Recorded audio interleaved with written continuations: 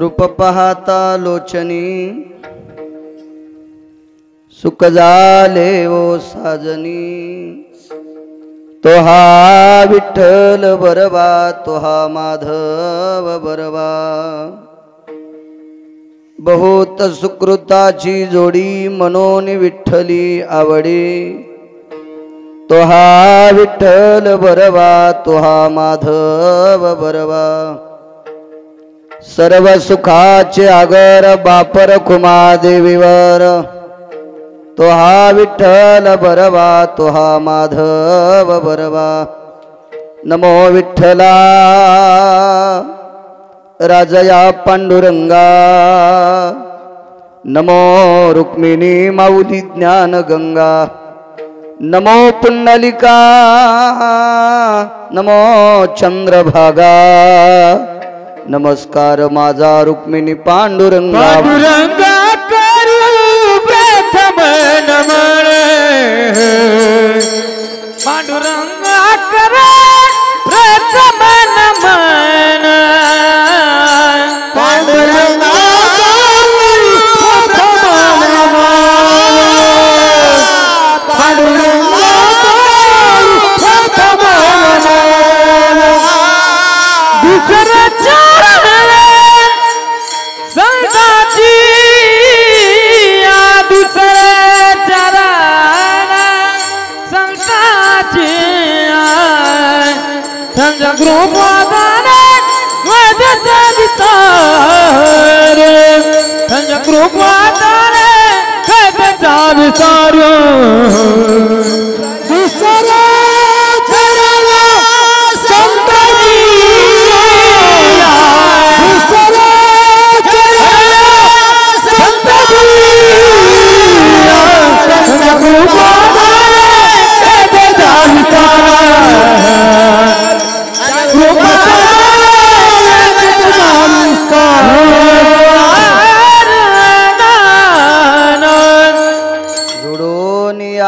कर चरणी ठेवी तो माता ठेवी तो माता परिसावी विनंती माझे पंढरीनाथा परिसावी विनंती माझे पंढरीनाथा कर चरणी ठेवी तो माता ठेवी तो माता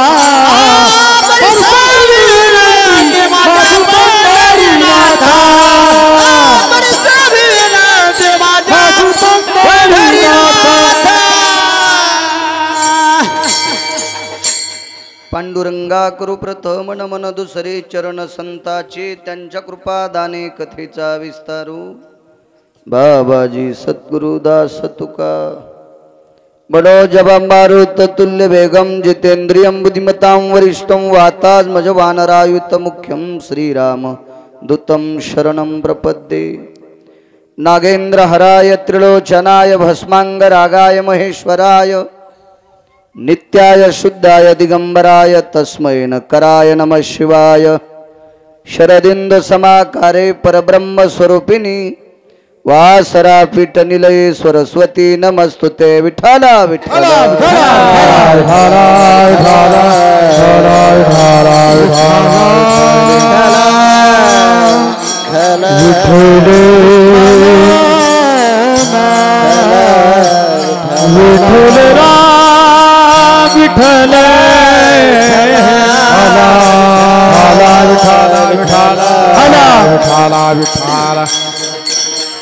कुंडली कमरदारा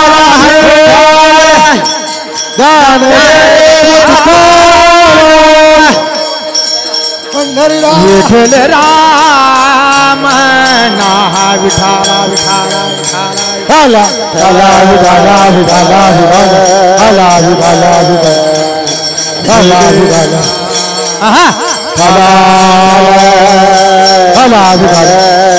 आता वैवासित पावना ती भासती पंचानन समाना तया श्रोत्याची आचरणी जाना साष्टांग नमन करीतसु वाद्यभूषित पावन तो प्रत्यक्ष अमरेंद्रा समान तयाची आचरणी जान साष्टांग नमन करीतसो आता गान गंधर्व देवता कोकिळ कंठ स्वर अराका जे कीर्तनी वहिवा शीत लोका तयाची आचरणी नमन गा मज दिसतसो परम विख्यात तुझो जान ब्रह्मयाचा सुतू नारद जान नाम तितिक्षु तयाची आचरणी नमन गा जेने धर्म जितविलाची बळी तो संभाजी जान नवाळी कावतरला जयाची आकुळे तया छत्रपतीची आचरण कमळी साष्टांग नमन करीतसो विठाला विठाला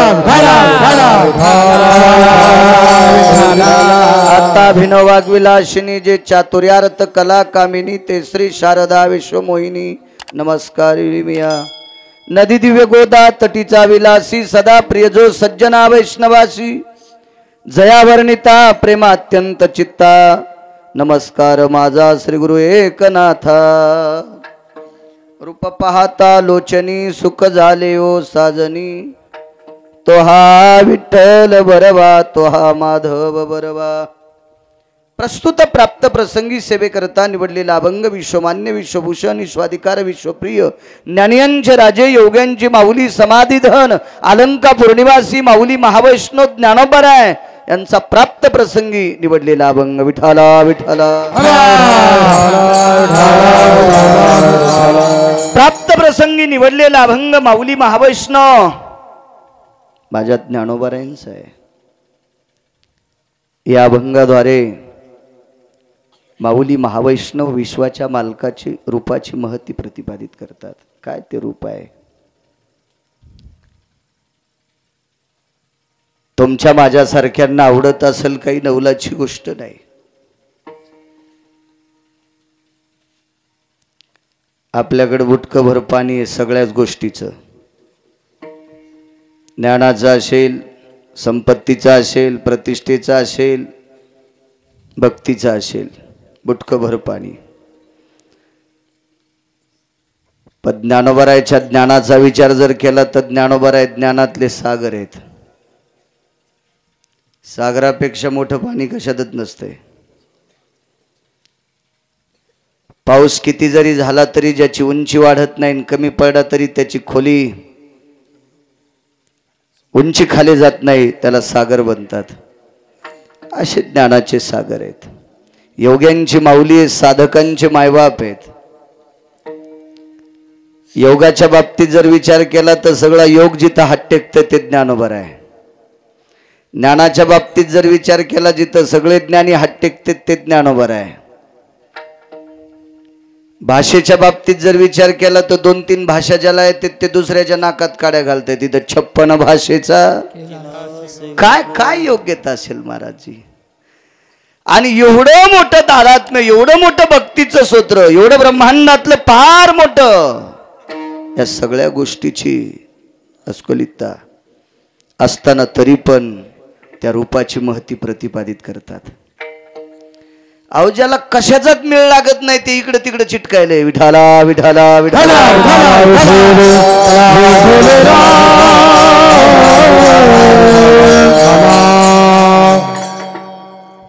विज्ञानाच्या बाबतीत जर विचार केला तर विज्ञान काय डोकं लावणार आहे? एक जण म्हणला विज्ञानाने विमानाची निर्मिती केली टपराच्या विमान आहेत ना वरची। मी बऱ्याच वेळेस बसलो तुमच्या पैशावर, नाही तर इमान पुसायची पण लायकी नव्हती माझी, पण ज्ञानोबराय तुकोबरायच्या कृपेने बऱ्याच वेळेस बसलो। पण ते टपराचे विमान भिंत चालिता येईल बुवा विज्ञानावाल्याला? नाही नाही नाही। लय ज्ञानी 4-2 ज्ञानेनं शानपणा केला। काही म्हणतात मी आमक्याला माळ मॅच घातली तो बाप बिन पाण्याची पेतून सुंबळ्या, तर दुसऱ्याला माळकरी केलंस। परमार्थात रेड्याला आणायची ताकद आहे कोणामध्ये? ती ज्ञानोबरायांची ख्याती। आणि ते ज्ञानोबराय म्हणतात मला सुख तिथं प्राप्त झाले। रूप पाहता लोचनी सुख झाले हो साजनी। त्या विटेवरच्या मालकाचं भगवान विष्णू परमात्म्याचं मुख बघितलं की मला सुख झालंय। साजनी म्हणजे बुद्धी। विठाला विठाला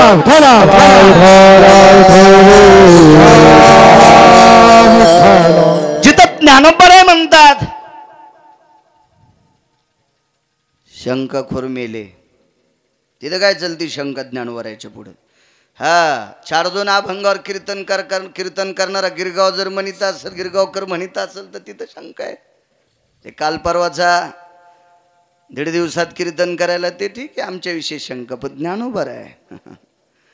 नमो निष्कलंका, काय ताकद आहे. निष्कलंक सामान्य गोष्टी येतात. आणि त्यात ज्ञानोबरायनं म्हणावं की ते रूप बघितल्याच्या नंतर सुख प्राप्त होते. किती मोठी ताकद आहे. पाहता श्रीमुख सुखावले सुख डोळ्याचे भूक. नवजे माझ्या डोळ्याचे भूक. नवजे माझ्या डोळ्याचे भूक. नवजे माझ्या डोळ्याचे भूक. हे पाहता श्रीमुख सुखावले सुख. पाहता श्रीमुख सुखावले सुख. पाहता श्रीमुख सुखावले सुख. पाहता श्रीमुख सुखावले सुख. पाहता श्रीमुख सुखावले सुख. पाहता श्रीमुख सुखावले सुख. पाहता श्रीमुख सुखावले सुख. पाहता श्रीमुख सुखावले सुख. डोळ्याची भूक नवजे माझ्या. भूक नवजे माझ्या. डोळ्याची भूक नवजे माझ्या. नवजे माझ्या. अक्षरा तरसे शिव गोडतीने. अक्षरा तरस शिव गोडतीने. अक्षरा तरसे शिव गोडतीने. अक्षरा तरस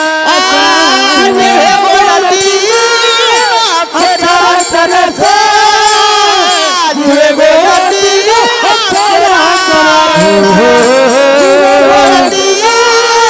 अक्षरा तरसे शिव गोडतीने.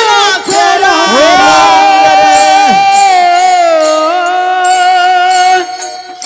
माझ्या अष्टादश संतांपैकी एका महाराजांचं वाक्य आहे. पाहता श्रीमुख सुखावले सुख डोळ्याची भूक नवजे माझ्या.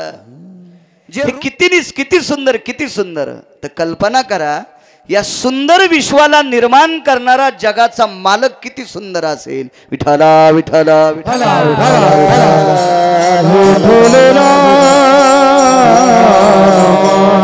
आणि म्हणून त्या विश्वाच्या मालकाचं मुख बघितलं की सुख प्राप्त होते. संत शिरोमणी नामदेवरायचा एक अभंग आहे. दुःखाची निवृत्ती सुखाचे ते सुख पाहता श्रीमुख गोविंदाचे. त्या भगवान परमात्म्याचं मुख पाहिलं की दुःख जातं. ही त्याच्या रूपात ताकद आहे. दुःख बाकीची औषधं घेण्यासाठी सायास लागतात, पण त्या मालकाचं मुख बघण्यासाठी काही सायास लागत नाही. दुःख निवृत्तीचं सर्वात मोठं सोपं आणि सुलभ साधन असेल सुखाच्या प्राप्तीचं तर ते विटेवरच्या मालकाचं मुख आहे. विठाला विठाला. आणि पाठीमागून पाहत राहा. त्रेतायुगातलं मुख बघा, द्वापार युगातलं त्या मालकाचं मुख बघा, आणि कलियुगातलं विटेवरच्या मालकाचं. हे एकच अवतार, एकच एकच एकच. प्रत्येक अवतारात सिद्धता टोकाची. काय रूपात ताकद आहे.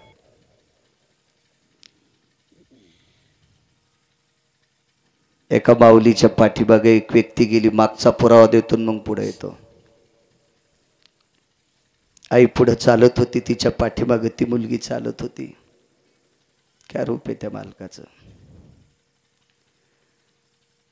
वनात गेल्याच्या नंतर आईची आणि तिची चुकामुक झाली.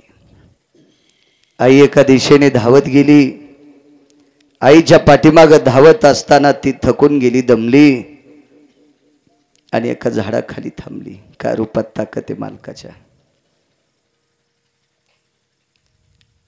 कालांतराने तिची आई आली.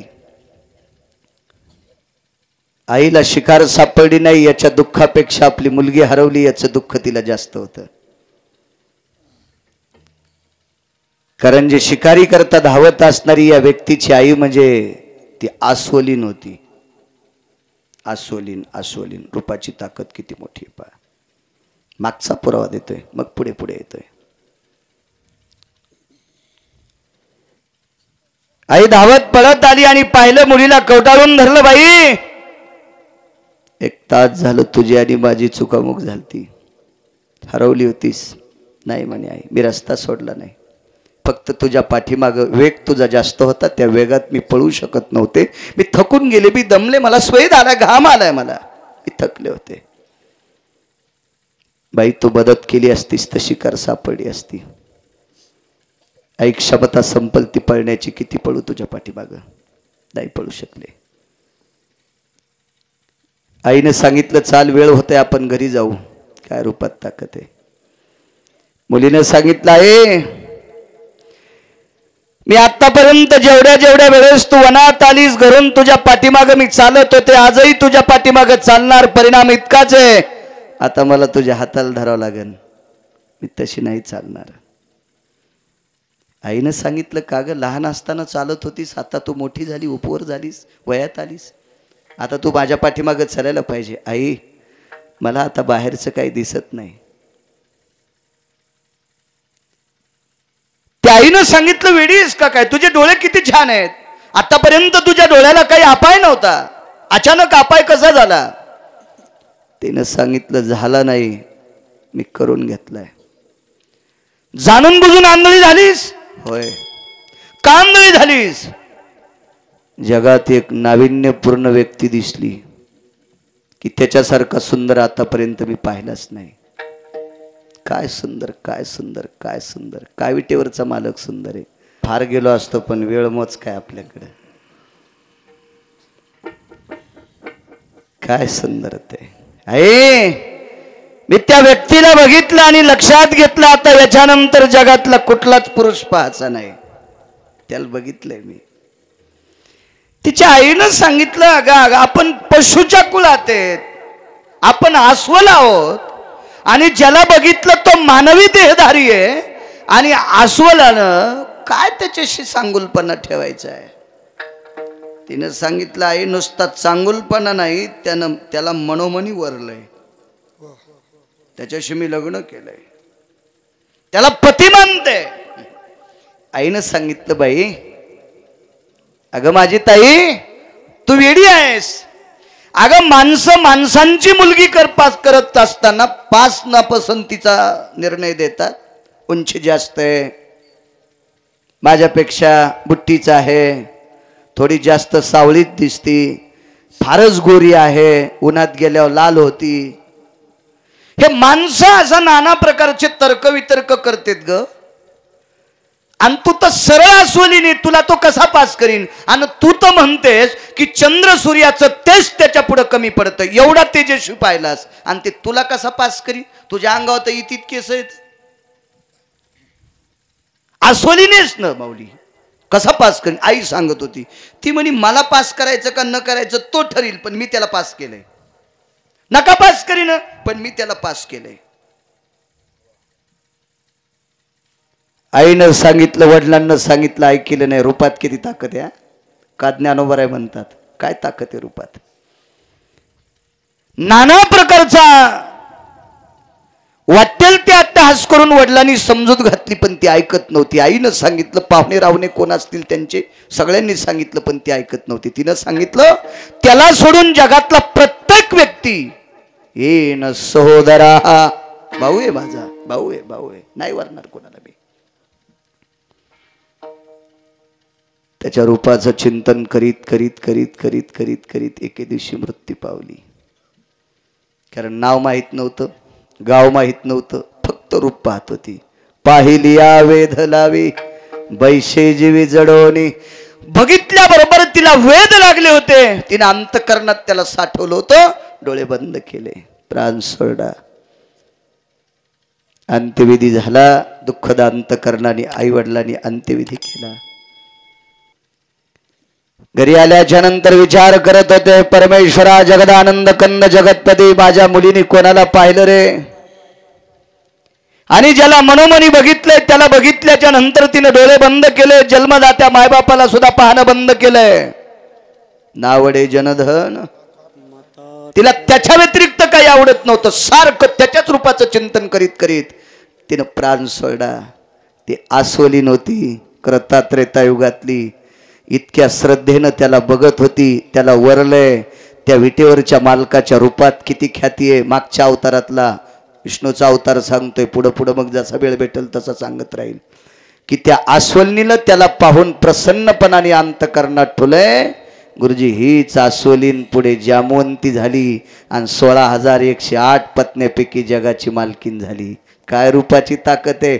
प्रसन्नपणाने त्याचं रूप आपलंसं करून घेतलं आणि त्याच रूपाचं चिंतन केलंय. त्या विटेवरच्या मालकाची पत्नी झाली, ही त्याच्या रूपात आहे. रूप पाहता लोचने, रूप पाहता लोचनी, सुख झाले वो साजनी, सुख झाले वो साजनी, झाले वो साजनी, सुख झाले वो साजनी, सुख झाले वो साजनी, सुख झाले वो साजनी. हे रूप पाहता लोचनी, सुख झाले वो साजनी, सुख झाले वो साजनी, सुख झाले वो साजनी. पाहता लोचनी, सुख झाले वो साजनी, सुख झाले हो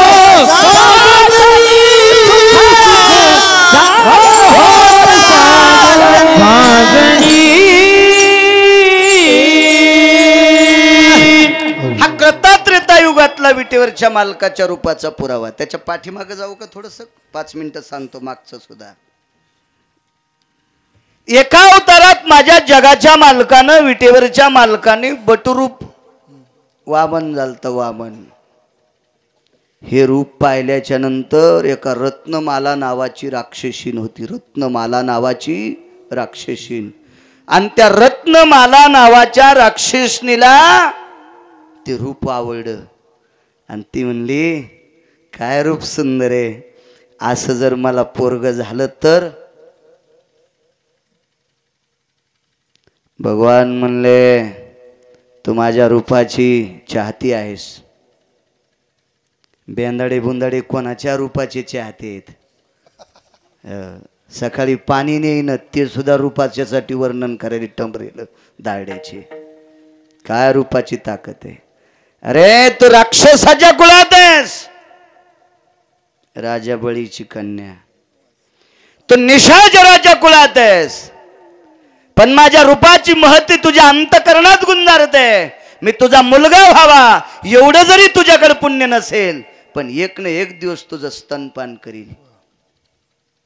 पण ही नालायक तिनं शहाणपणा केला बघा. शेवटी सगळा स्वयंपाक केला, पण राखेलचा थेंब झटकीला. चट वास लागला स्वयंपाकाला सगळा. रत्नमाला देवानं सांगितलं काय हरकत नाही तुझं स्तनपान करीन, पण थोड्या वेळानं तिच्या बापाला पाताळात घातलं. तुका म्हणी बळे आणि जीव दिला पायतळी. जगाच्या मालकानं सांगितलं, रूपाचं वर्णन केलंस ना, मी तुझं स्तनपान करीन, पण ती म्हणली मी तुला विष पाजून मारीन. भगवान म्हणले, विष जरी मला पाजलंस तरी तुला मोक्षच देईल, कारण माझं रूप निहाळलं असता. कल्पना करा, राक्षसाच्या कुळात जन्माला आलेली कन्या प्रसन्न अंतकरणाने बघितलं, पण पुन्हा तिच्या मनात पाप आलं. देव म्हणला, येऊ दे, पापात का होत नाही, पण माझं रूप निहाळलंस, तुला सायुज्य सदनाला पाठीन. जगाच्या मालकानं तिला द्वापारयुगात मारलं, पण मोक्षच दिला. ही त्या रूपात ताकद आहे. रूप पाहता लोचने, रूप पाहता लोचने, रूप पाहता लोचने, रूप पाहता लोचने. सुख झाले हो साजनी, सुख झाले हो साजनी, सुख झाले हो साजणी सुख झाले हो साजणी सुख झाले हो साजणी सुख झाले हो साजणी रूप पाहता लोचनी सुख झाले हो साजनी सुख झाले हो साजनी सुख झाले हो साजनी सुख झाले हो साजणी सुख झाले हो साजणी सुख झाले हो साजणी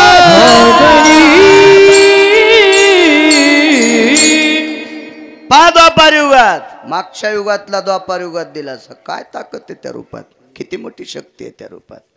अजून एक पुरावा सांगतो मग पुढं कलियुगात येतो. या विश्वाच्या पाठीवर सौंदर्य ही कोणाच्या बापाची जहागिरी नाही. ते सौंदर्य घालायचं काम विटीवरच्या मालकाचं आहे, जगाच्या बापाचं आहे. लेकर श्रीमंताला सुंदर होते हे डोक्यातलं काढून टाका. भीक मागणाऱ्या माणसाला सुद्धा लेकरू सुंदर जन्माला येते. खूप ठिकाणी खूप खूप खूप खूप अहो दुसऱ्याच्या शेतात काम करणाऱ्याच्या पोरीला बिना हुंड्याचं नेलं तहसीलदारानं. मुलीच्या वडिलाला विचारलं का हो तहसीलदार तुम्हाला जावाई भेटला कस काय. रूपवान मुलगी होती आणि त्या तहसीलदाराला सांगितलं तालुका तुमच्या ताब्यात असतो, मुलीचं लग्न मला कसं करता येईल, मी गरीब माणूस आहे. ते म्हणले रूपवाने मला आवडली काय हरकत नाही, लग्न मीच करतो, तुम्हीच जेवायला, तुमच्या आंघोळीची व्यवस्था मीच करतो. सौंदर्य दुसऱ्याच्या शेतात ऊस तोडणारा माणूस काय कोणाच्या बापाची जहागिरी नाही, हे ज्याला त्याला मिळत असतं सौंदर्य. तसं विश्वाच्या पाठीवर एक सुंदर व्यक्ती आहे. मिळाल्यावर माणसानं नीट वागलं पाहिजे. बरं ऊस तोडणाऱ्या पोरीला जर देवानं सौंदर्य दिलंय आणि तिला तालुक्याचा मालक तहसीलदार जर नवरा भेटत असेल तर 5 मिनिटं हरिपाठ वाचायला काय तिच्या पोटात डबा उठतो का. अहो 15-15 लाख रुपये देऊन भेटन नोकरीवालं आणि हिला तहसीलदार जर पती भेटलाय सौंदर्यपणामुळं. सौंदर्य काहीच्या बापाची जहागिरी होती का. जगाच्या मालकानं जर नाकावर असा गुडघा टेकला असता तर कळलं ना तुम्हाला. असं चपट नाक केलं असतं त्यांनी नेली असती का फुकट नाही ना. मग तहसीलदारानं तिच्या बापाला जीव घालून नेलंय त्यावर ती किती सौंदर्य आहे. मग करावून भजन 5 मिनिटं केलं तर काय हरकत आहे.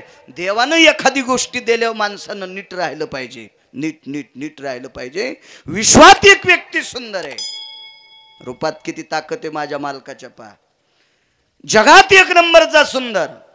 अजून काही आहेत असं प्रत्येक कीर्तनात मी बोलत राहतो. मग एक जण म्हणला महाराज नेमका नंबर 1 कोणाचा. अरे मी म्हणलो पुराण वाचितोय रे, तुला कोणाचा द्यायचा तू ठरव. विठाला विठाला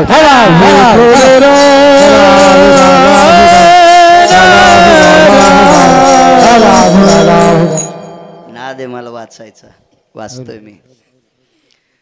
विश्वात एक नंबरचा सुंदर असा तो शेतात मित्रासोबत गेला. काही गोष्टी आल्यावर माणसानं जपल्या पाहिजे. देवानं जर स्वर चांगला दिला असेल तर निश्चित भजन म्हणा, रेल्वेत गाणे नाही म्हणा. मी पूर्वी पॅसेंजरनं प्रवास करीत होतो, बऱ्याच दिवस झाले मला मी फिरतोय. तर त्या पॅसेंजरमध्ये कधी कधी असे ते गाणे म्हणणार माणसं दिसते, इतके स्वर गोड इतके स्वर. ते सगळे जर आपल्याकडे आले ना तर आपले दुकानं बसतील. गळ्यात शपथ इतके स्वरदार माणसं.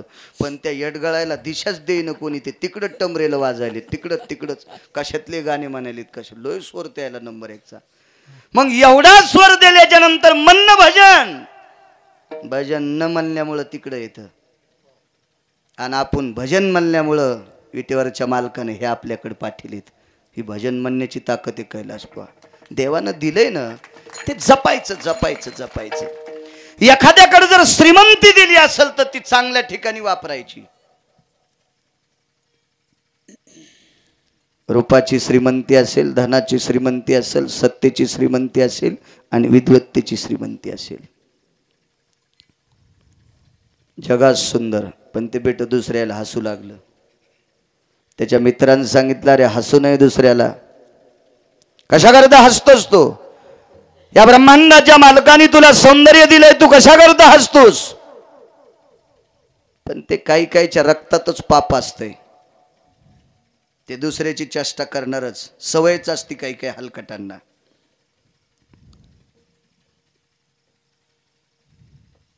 मित्राचं ऐकलं नाही. रस्त्याच्या कडेनं एक साधू चाललेला होता. तो साधू 2-4 जाग्यावर वाकलेला आहे. 2-4 जाग्यावर कमरेत, मानेत, पाठीत, पायात वाकलेला साधू बघितल्याबरोबर हा विश्वातला 1 नंबरचा सुंदर त्याला बघितल्याच्या नंतर हसू लागला. पाय ते वाकडं तिकडं महाराज चालले, पाय ते तिरपट महाराज चालले, पाय ते कमरात वाकलेले, ते मानेत वाकलेले, ते पाठीत वाकलेले, ते पायात वाकलेले, ते पाहतय एकीकड, चालत एकीकड, पाय त्याला नीट चालता येत नाही. मित्रांनी सांगितलं, रे तो वयस्कर व्यक्ती, त्याला कशाला हसायला? असू दे ना म्हणे, पण हसायसारखाच चालायला आहे. मित्रांनी सांगितलं, बेटा ते किती जाग्यावर वाकडं आहे ते सांगू नको माऊले, पण त्याच्या डोक्यावर सूर्यानं सावली धरलेली. अधिकार काय असेल महाराजाचा कल्पना करा. तो महात्मा होता, साधू होता. तुम्हा मला घाम येईल म्हणून आपण झाडाखाली होतो. जगातला सुंदर झाडाखाली होता, घाम पुसू बेजार होता. पण तो साधू उन्हात चलत असताना त्याला घाम येत नव्हता, कारण जगाला प्रकाश देणारा सूर्य त्याच्या डोक्यावर सावली धरीत होता. त्याची ख्याती काय मोठी असेल कल्पना करा. मानित नव्हता तो, आणि कोणालाही मानू नये बरं, कोणालाही मानू नये. धर्म सिद्धांत असा आहे, ज्याची लायकी आहे त्यालाच माना. लायकी नसणाऱ्याला जर मानलं तर त्यानं केलेलं पाप आपल्याला फेडावं लागतंय. विठाला विठाला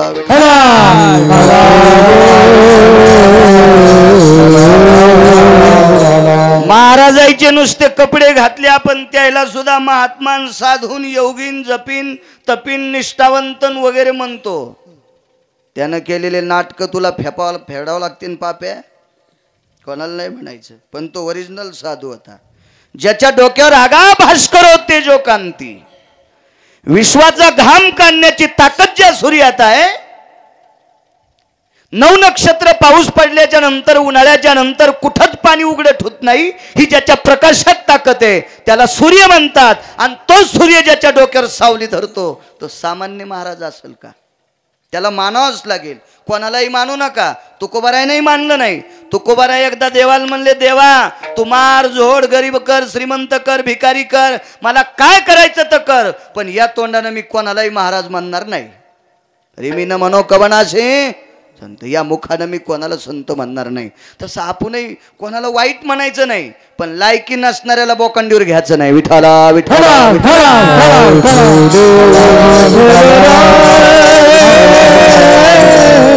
ज्याची लायकी नाही त्याला बोकांडीवर घेतलं की आपल्याला पाप उद्भवतं. एका माणसानं चोरी केली, आणि चोरी केल्याच्या नंतर पोलिसाला कळालं याच्याशिवाय कोणी चोरी करू शकत नाही.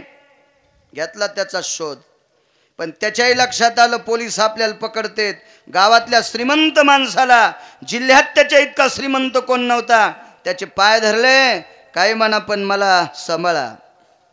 नौकराला सांगितलंय याला जिन्याखाली ठेवा, आणि पोलीस आल्यावर सांगा आमच्या इथं नाही म्हणून. पोलिसाची ताकद नव्हती त्याच्या वाड्यात घुसायची. तो काळ होता ना, आता नाही. आता तर हंतीन लाल घुसतर. एक ठराविक काळ होता. आणि मग 1-2 महिने जिन्याखाली लपिलं तिथंच. पण कालांतरानं एक बाई त्या घरी ताक मागायला गेली, आणि ताक मागायला गेल्यावर त्या श्रीमंताच्या बाईन तिला ताक नाही दिलं. ती राग राग असे झटके देतच आली. जिन्याला पडदा लावला होता, ते पडदा हल्ला आणि तो दिसला रावशा मधात.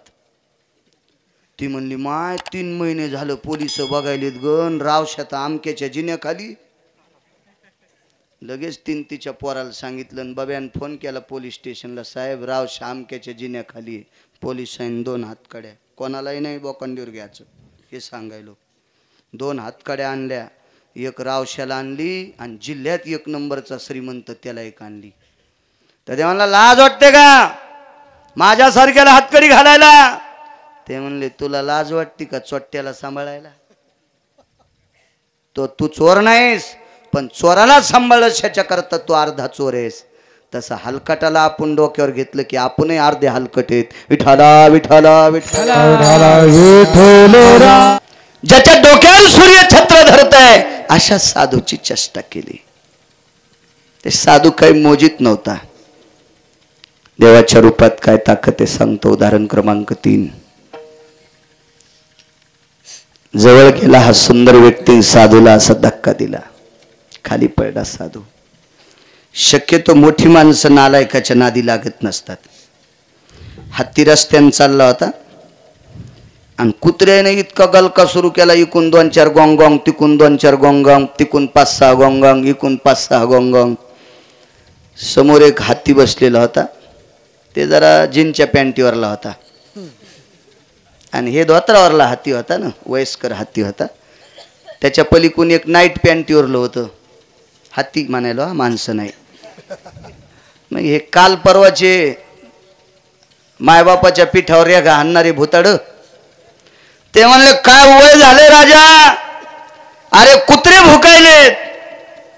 त्या जीनच्या पॅन्टीवाल्याला नाईट पॅन्टीवाल्याला सांगितलं अरे राजा हो, असे 50 बी भुकले तरी आपलं काय वाईट आहे, आणि मी जर त्याच्या नादी लागलो तर मला हत्ती कोण म्हणेल? अरे नुसती अशी सोंड हालिली तर 5-50 कुत्रे जिकडं तिकडं पडते न मरते न भेटे ते. पण आपलं काम नाही ना ते. मोठ्या माणसानं स्थिर राहिलं पाहिजे. ज्याच्या डोक्यावर सूर्य छत्र धरतय ते या मूर्खाला काही म्हणत नव्हतं. तेही जगातलं 1 नंबरचं सुंदर होतं, पण धक्के दिले, खाली पडले. खाली पडले बी त्याला काहीच नाही म्हटले. विटेवरच्या मालकाला सांगितलं हे जगन्निवासा महाराजांचा मोठा पुरावा आहे, मी निष्ठेनं तुझं भजन करतोय. मागच्या जन्मात काय पाप केलं असेल याच्या करता मला वाकडं केलंस, मी ते भोगण्यासाठी तयार आहे.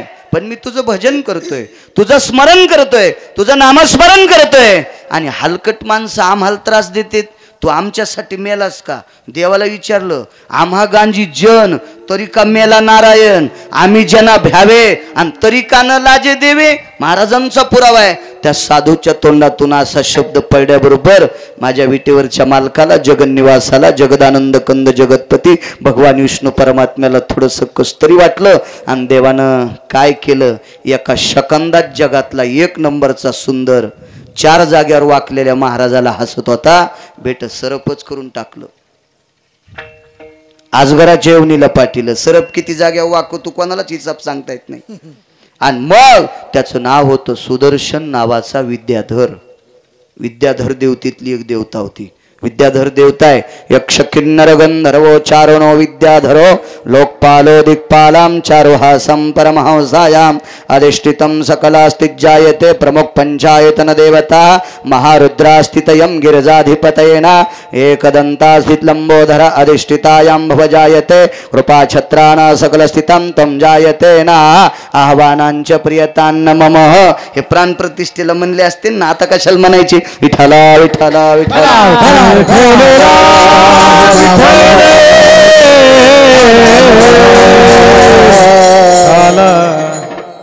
तो सुद्धा विद्याधर देव वाकडा झाला. साधूला विचारलं मुक्ती कशातून? तो काही कर म्हणले तुला मोक्ष नाही, एकाच गोष्टीनं मोक्ष भेटल, तू एकदा त्या ब्रह्मांडाच्या मालकाचं मुख पाय.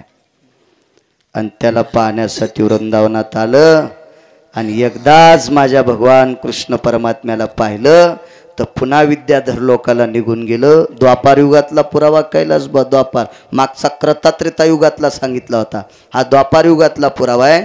द्वापार युगात पाठीमागं केलेलं पाप एका विद्याधरानं त्या मालकाचं रूप बघितल्याच्या नंतर, माझ्या विटेवरच्या मालकाचंच रूप बघितल्याच्या नंतर, द्वारकाधीश कृष्ण परमात्म्याचं रूप बघितल्याच्या नंतर त्याला त्या योनीतून मुक्तता झाली आणि तो पुनश्च आपल्या पूर्वपदाला गेला. ही त्याच्या रूपात ताकद आहे. रूप पाहता लोचने, रूप पाहता लोचने, सुख झाले हो साजनी, सुख झाले हो साजनी सुख झाले हो साजनी सुख झाले हो साजनी सुख झाले हो साजनी सुख झाले हो साजनी रूप पाहता लोचनी सुख झाले हो साजनी सुख झाले हो साजनी सुख झाले साजनी हा रूप पाहता लोचनी सुख झाले हो साजनी झाले हो साजनी झाले हो साजनी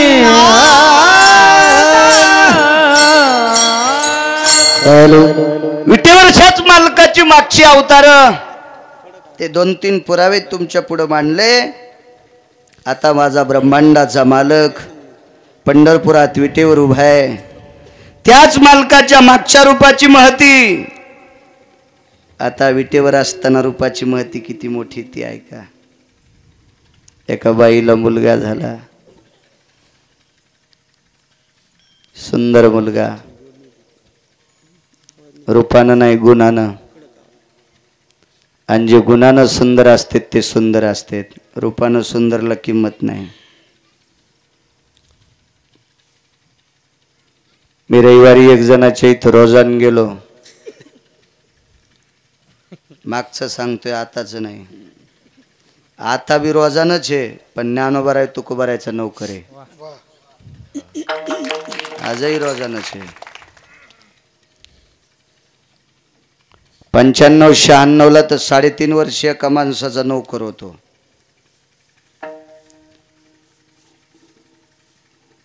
चुका करीत नव्हतो. एका माणसाने रविवारी सुट्ट्या असल्या की मला रोजदारी द्यायची. वडील 90ला वारले होते.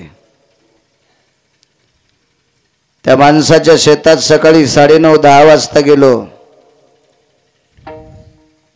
4 बायका तूर कापीत होत्या आणि 4 बायका मागचा कापूस शेचित होत्या. शेवटच्या शेंड्याला लागलेली बोंड. 8 बायका 10 वाजल्यापासून बघितल्या मी तर 5:45 वाजेपर्यंत. 10 ते 5:45 पर्यंत नारदाच्या गादीवर गरीबाच्या बायका लोकांच्या इथं पोटासाठी तूर कापीत होत्या, पोटासाठी कापूस शेचित होत्या.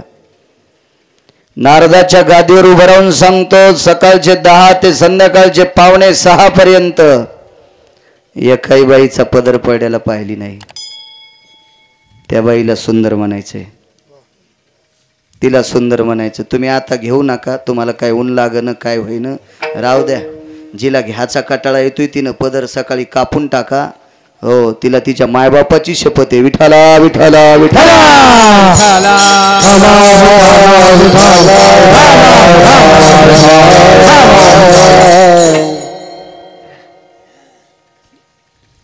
पुराणामध्ये 30% पुराण तुमच्यासाठी खर्च केलंय. 30%. ज्या घरी कुलस्त्रिया राज्य राणी व संपत्ती. काय ख्याती तुमची माझ्या माईंनो. फार मोठी ताकद आहे तुमची. घेत जा, तुम्हाला गिरगावकराची शपथ पदर घेत जा. त्या बाईला सुंदर बनायचंय. मुलगा रूपानं सुंदर आहे पण मायबापाला बोलत नाही, त्याला हलगट म्हणायचं. दिसायला साधा असेल पण आई वडिलांना मानतोय, त्याला जगातला 1 नंबरचा सुंदर मानायचंय. कर्तव्याला किंमत आहे आपल्या देशात, देखाव्याला नाही. सुंदर मुलगा झाला. तो मुलगा सुंदर कशावर म्हणायचं माहित आहे? त्या जन्मताच जगाच्या मालकाचं भजन करीत होता. पुरावा देईन मी तुम्हाला. आईच्या पोटातून जन्म झाल्याच्या नंतर त्याच्या जिभेवर विठ्ठलाचं नामस्मरण येत होतं. उपजताची कर्म मेळा आणि वाचे विठ्ठल सावळा. हे काय पुरा गिरगावकराचा थोडाच पुरावा आहे. उपजताची कर्म मेळा वाचे विठ्ठल सावळा.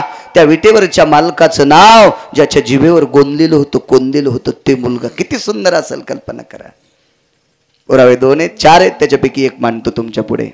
एक त्याच्या नामाच्या साधनेनं पुनर्जीवन प्राप्त होते, चेतन होते आणि एक रूपाची ताकद आत प्रतिपादित करतोय. मुलाचे वडील बाहेरून आले. आईनं सांगितलं धने दूध संपलंय वक्षस्थळातलं, कोणी देणार नाही, नाही देऊ शकत. बायको हुशार होती, चतुर होती, विवेकी होती. ज्याच्या जीवनात विवेकी पत्नी आहे त्याला ऊस तोडायची वेळ जरी आली तरी समजायचं मी स्वर्गात आहे. आणि ज्याच्या जीवनामध्ये कर्कशा पत्नी आहे ते बंगल्यात जरी राहत असेल तर समजायचं मी मसनवाट्यात जळायलो. कर्कशे संगती दुःख उदंड फजिती. पती आणि पत्नी संसारूपी रथाचे दोन चाक आहेत. बायका म्हणतात मेला आमच्यावर नांगर घालायलाय. तुम्हाला पण सांगतोय, मायबापाला सोडून जी बाई आपल्याकडे अख्खं जीवन आपल्या सेवे करता येते तिला सुद्धा लक्ष्मी म्हणून सांभाळायचं. आपलं सुद्धा युती कर्तव्य. लालनात पालन ते भार्या.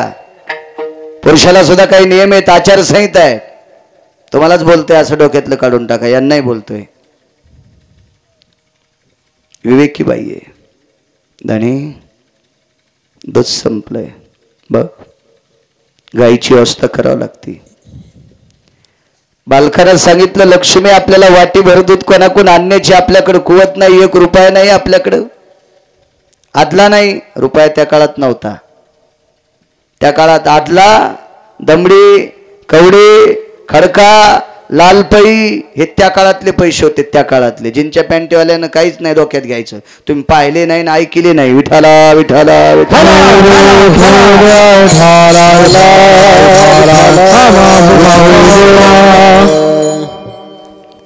कुठून आणायची गाय. विवेक किती गोड होता पा. बायकोनं सांगितलं धनी एक काम करा, तुमच्या ताईकडे बऱ्याच गायी येतात, म्हणजे मुलाच्या आत्याकडं, मालकाच्या बहिणीकडे, हिच्या ननंदेकडं. धने तुमच्या ताईकडे भरपूर गायी येतात. ऐकून ना ऐकल्यासारखं केलं. दुसऱ्यांदा आवाज दिला, धने अहो मी म्हणते वनसंकर भरपूर गायी येतात. काहीच बोलले नाही, प्रतिक्रिया दिलीच नाही. तिसऱ्यांदा आवाज दिला, धने आपल्या बाळाच्या आत्याकडे भरपूर गायी येतात. डोळ्यातून पाणी आलं आणि पत्नीला सांगितलं, प्रिय लक्ष्मी त्या गायी आहेत त्या मला सुद्धा माहीत आहेत, पण तिकडचं इकडं आणत नसतात. काय डोकं असेल कल्पना करा, काय विद्वत्ता असेल. शाळा होती का त्यावेळेत कांबळे सर? पण किती विवेकी असतील माणसं कल्पना करा. शाळा नव्हत्या तरी सगळ्या भावायच्या लेकरायचे लग्न होऊस तर भाऊ व्हायला निघत नव्हते. आता शाळा जरी असली तर 2च तोंड खिचडीन बोंड, काय संबंध नाही. म्हातारा म्हातारीचे कपडे धुवायचे नाही, त्याचं ते ठरून घेते. खूप शिकलेली माणसं. माझा सर्वे सगळ्यात जास्त बुद्धिजीवी माणसांनी आई वडिलांचा त्याग केलाय. आकड्यानी सांगतो, आकड्यानी, कीर्तनात नकोय. कोणाला जर पाहिजेच असेल तर आकडा आहे माझ्याकडं. अज्ञानी माणसं भीतात लोकांना. हे खूप टोकाला गेलेली माणसं भीत नाहीत, गरज नसल्यासारखं. सर्वसामान्य माणूस पण सगळ्या गोष्टीचं ज्ञान तिकडचं आणत नसतेत. कसं आणायचं? बाई हुशार होती. बाईने सांगितलं बहिणीच्या घरचं आणत नसतेत, मला याचंही ज्ञान आहे. कशामुळं? सोयराबाईचे वडील मंगळवेढ्याला आल्यावर चोखोबरायची तर जेवत नव्हते.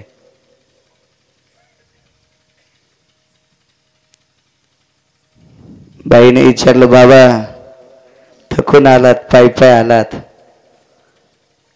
2 भाकरी आणि वाटीभर ताक खाता का? डोळे भरून आले, पोरीच्या तोंडावर हात फिरला. बाई लेकीच्या घरचं खाऊ नये. विद्वत्ता काय असेल कल्पना करा, काय टोक असेल ते. ही परंपरा मला ज्ञात आहे धनी. उलट धन पचत नसतंय याच्याविषयी मला ज्ञान आहे. देत जाओ बहिणीला, बहिणीकडनं आणत जात जाऊ नये.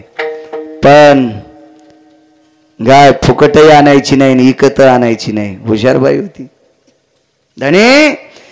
गाय फुकटही आणायची नाही, विकत आणायची नाही. याचा अर्थ काय? पैसे नाहीत म्हणून द्यायचे नाही. पैसे नाहीत म्हणून द्यायचे नाही. आणि बहिणीची गाय फुकट आणायची नाही. मग याचा अर्थ काय होतोय? पैसे तर नाही देणार. गाय आणल्याच्या नंतर दूध खाल्ल्यावर गायन वासरू परत करायचं. मग फुकटचा अर्थ काय? फुकट घ्यायची नाही याचा अर्थ काय? दूध तर फुकटच खाल्लं. ऐका ना धनी, ह्याच्यानंतर जीवनभर तुमच्या ताईच्या घरचं काम करीत राहायचं, नुसत्या भाकरीवर. काय डोकं असेल, पण आणा तुमच्या ताईचीतून गाय. प्रापंचिक भीती आहे. या संसाराला सुंदरशी फुलं लागावी. पांडुरंगाच्या कृपेने एक सुंदरसा आपल्याला मुलगा झालाय आणि हा मुलगा वाचा दुधाची तारांबर आहे.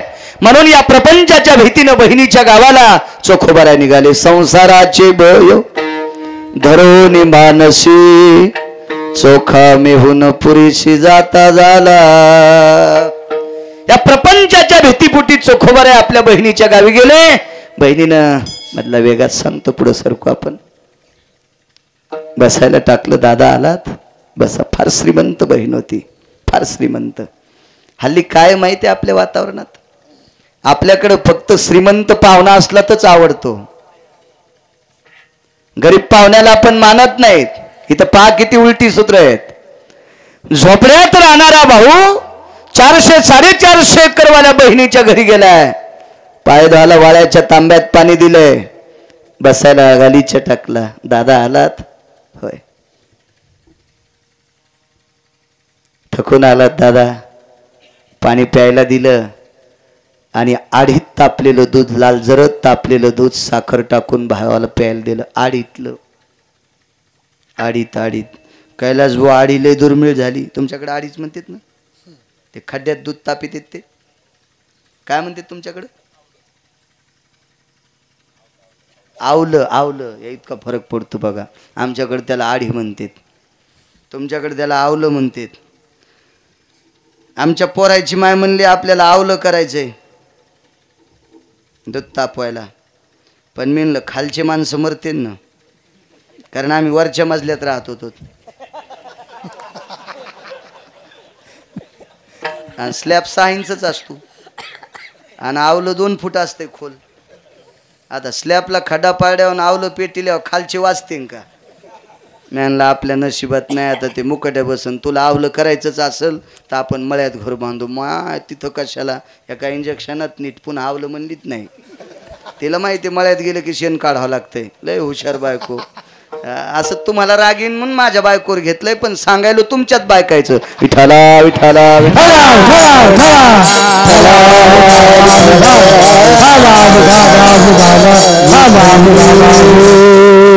आडीतलं तापलेलं दूध आवल्यातलं दिलंय. बरं झालं आवलं शब्द म्हणतात तुमच्याकडे. हे तुम्हाला उद्या कळालं असतंय आडी कशाला म्हणायला म्हणून. दुधाचा तांब्या, दुधाचा ग्लास मांडी खाली दाबून ठेवला. कसं प्यावं? स्वतःचा मुलगा दुधा वाचून मरतोय आणि बापानं निरस तापलेलं दूध आवल्यातलं प्यावं, नाही पिलं. बहिणीच्या लक्षात आलं आपल्या दादानं दूध पिला असं. मग कालांतराने एक शब्द टाकला. दादा बैसोनी एकांत पुषे गुजमात वहिनी क्षमवंत आहेत की. बहिणीनं काय विचारलं? आपल्या बहिणी काय विचारत्याला माहिती? दादा पोरं खुशाल आहेत का रे तुझे? ए दादा आई बाबा खुशाल आहेत का? वेगळं नाविन्य बहिणीकडं. तिनं आई वडिलाला विचारलं नाही, तिनं याच्या लेकरांना विचारलं नाही, भाऊजेला विचारलं. वहिनी क्षमवंत आहेत की? दादा वहिनी खुशाल आहेत का? डोळ्यातला पाण्याचा थेंब गालावर आला. साजूकसा पुसला आणि सांगितलं, ताई सर्व खुशाल आहेत, पण तुझ्या वहिनीला एक मुलगा झालाय, त्याला दुधाची तारांबळे, गाय घेऊन जा. ती गाय आणली, पण आपल्याला रूपाचा सिद्धांत बघायचा आहे. त्या गायीची धार नाही काढली. पुढे बघू आपण. पत्नीनं सांगितलं मालक धार नाही काढू शकत. गाय वासरासाठी दूध देती, म्हैस तिच्या वगरासाठी दूध देती, शेळी तिच्या पिलासाठी दूध देती, वाघीण शिवीण छाव्यासाठी दूध देत असतात. ते त्यांच्या पिलाच्या दुधाचं आपण काढायचं आणि आपल्या मरत्या लेकराला वाचवायचं. हे मी नाही दूध काढणार. मारायचं का वाचवायचं जगाच्या मालकाच्या हातात आहे. पण रूपाची महती ऐकील ती एके दिवशी. रस्त्याने एक व्यक्ती मंगळवेढ्याहून जगाच्या मालकाच्या दर्शनाकरता जात होते. जाता जाता त्या व्यक्तीला धरून नमस्कार केला. दादा, विटेवरचा मालक दिसतोय कसा? खरं तर चोखोबरायला विटेवरचा मालक बुक्का लावायला येत होता. एवढा मोठा अधिकार होता चोखोबरायांचा. त्या व्यक्तीची भावना गोड होती. समोरच्या व्यक्तीने हातातल्या काठीनं एक काडी चित्र काढलं. मातोड्यावर खाली माती होती. हातातल्या काठीनं असं चित्र काढलं पांडुरंगाचं. ते चित्र हातात एक काडी घेतली आणि चोखोबराने स्वतःच्या दंडावर काढलं आणि घरी आले आणि सांगितलं, सोयरा मुलगा, डोळे झाकलेत मालक, आता उघडीत नाही. मुठी वळल्यात मालक, आता उघडीत नाही. अंगाची त्वचा काळी पडली मालक, आता उघडीत नाही. चोखोबराने सांगितलं, सोयरा, त्यानं एक सेकंद करता जर डोळे उघडे तर ते वाचतंय पाय. आईनं श्रद्धेनं त्याच्या मुखामध्ये स्तन दिलं. त्याला असं थापटलं. शेवटचा श्वास मोजता मोजता स्तन वडायला सुरुवात केली, पण स्तनातून काही आलंच नाही. शेवटची मरताकळी देत असताना त्याच्या लक्षात आलं, ज्याच्यातून दूधच येत नाही ती आई सुद्धा आपल्याला का फसवत असेल. अशा अनुषंगाने ताकद उत्पन्न करून एकदा डोळे उघडे आणि डोळे उघड्याबरोबर दंडावरचं चित्र दाखले विटेवरच्या मालकाचं. त्राण खेळायला लागलं. दृष्टांत संपला. चित्रातल्या जगाचा मालक पाहिल्याच्या नंतर कर्मामेळाचे प्राण वाचतात. ही चित्रातल्या मालकात ताकद येतं. प्रत्यक्ष रूपात काय ताकद असेल? कवाईला पकडण्यासाठी काही पापी बेजार आहेत. ते दिसायला सुंदर होती माऊली, पण तिला आधार कोणाचा नव्हता. आणि त्या काळातल्या हलकट लोकांच्या लक्षात आलं, जर ही पकडून जर आपण एखाद्या राजाला दिली तर राजा आपल्याला पोत्यानं मोहरा देईल. लालूच. म्हणून तिला पकडण्यासाठी बरीच माणसं बेचैन होती, बेजार होती.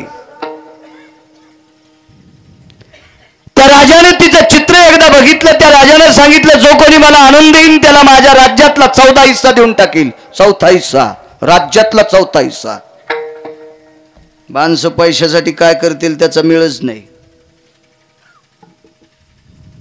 मला एक जण म्हणला, एसटीन फिरता का? म्हणलं हो. तिकीट फुल काढता का? हाफ. म्हणलं फुल. हाफ कसं काढता येईल?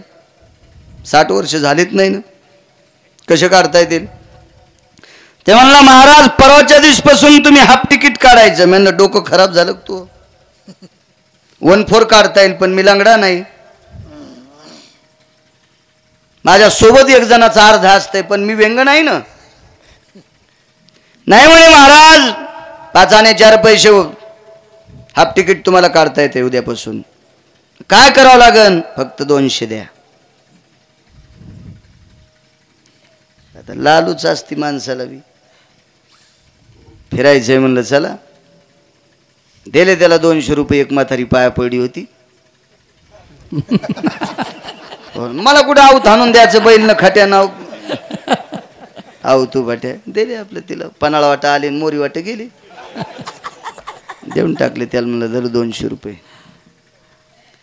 त्यानं 3ऱ्या दिवशी मला हाफ कार्ड आणून दिलं. त्याला म्हणलं एक बी केस पिकला नाही रे. त्यावेळेचं सांगतोय, आता 5-6%, 10-20% पिकलेत. कवरक राहते तशी, आहे की नाही? पिकतच असतात ना ते. 10-15 वर्षाच्या नंतर एक जणाची माझ्याकडे तक्रार आहे. म्हणलं काय रे? म्हणलं लग्नात बायको दिसत होती तशी दिसच ना. लग्नाच्या दिवशी दिसत होती का मंडपात तशी दिसच ना. मला असं काऊन झालं विचारायला आलो. मी म्हणलं बरं ठीक आहे. आमच्या बाब्याला म्हणलं, बाब्या जा याच्या बायकोला बोलून आण काकूला. आणि काकूला सांगितलं. हे म्हणाले लग्नात तुम्ही जशा दिसत होत्या तशा दिसत नव्हत. काकू म्हणली मी तशी दिसन हो, पण हे बी ते दिच्छासारखे दिसनत ना. आहे का नाही पुरावा? मी कवरक राहील तशी माझे काळे केस. तो एकही पांढरा नव्हता. त्याला म्हणलं अरे एक तरी केस पांढरा असावा ना, कंडक्टर मारीन ना मला, मारीन म्हणजे बोलन ना, महाराज शोभतंय का तुम्हाला हाफ तिकीट काढायला? त्यानं सांगितलं कंडक्टरची ताकदच नाही तुम्हाला बोलायची. तहसीलदारांनी दिल्यावर कंडक्टर काय करीन? देऊन टाकलं. मी 4-2 बाऱ्या तिकीट काढलं, पण कंडक्टर नुसते बघायचे आणि पुढं सरकायचे, काहीच बोलत नव्हते. 100 तहसीलदाराला आणि 100 त्याला.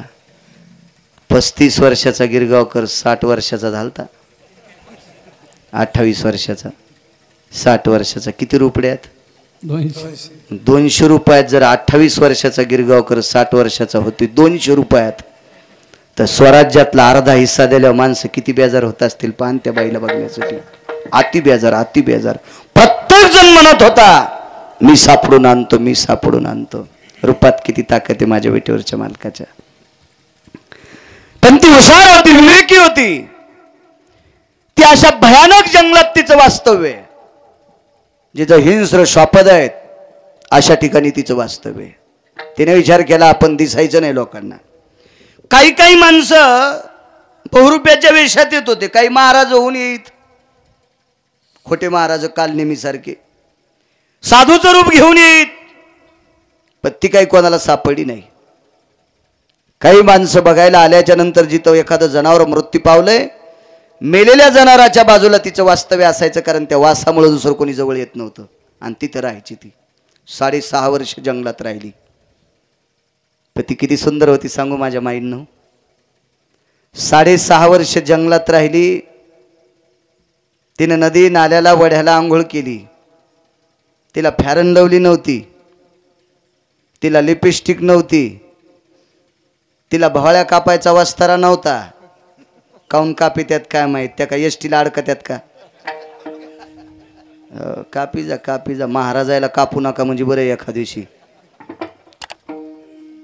कुठल्याच प्रकारचं सौंदर्य साधन तिच्याकडं नव्हतं, पण ती ज्या झाडाखाली गेली ते झाड प्रसन्न होत होतं. ही तिच्या सौंदर्याची ख्याती होती. काय सौंदर्यवान असेल कल्पना करा, काय रूप असेल तिचं, काय ख्याती असेल तिच्या रूपाची, काय नाविन्य असेल तिच्या रूपाचं. अगा तरुशाखा प्रसन्नोस्थिता नैवम गांजा कसम लिखितम. झाडाच्या फांद्या प्रसन्न होत होत्या तिच्या रूपानं. हे एखाद्या गांजा कसनं थोडंच लिहिले. काय सौंदर्य असेल तिचं. 6.5 वर्ष त्या जंगलात. भगवंतानं दिलेलं सौंदर्य सौंदर्य असते. हे वरचं डेकोरेशन काय कामाचं. पण बायकांनी नटत जावं. तुम्हाला भगवंताने दिलेला तो आशीर्वाद आहे, तुम्हाला नटणं साहजिक आहे. माणसानं कमी नटायचं बरं, माणसानं कमी नटायचं. षडाभवा स्थितो नायाम नाविन्याम अननपुटेशो येन मंडित भयव्याप्ता कामिनी संगान अंशजनो नैवम देशी पिताडम लिखितम.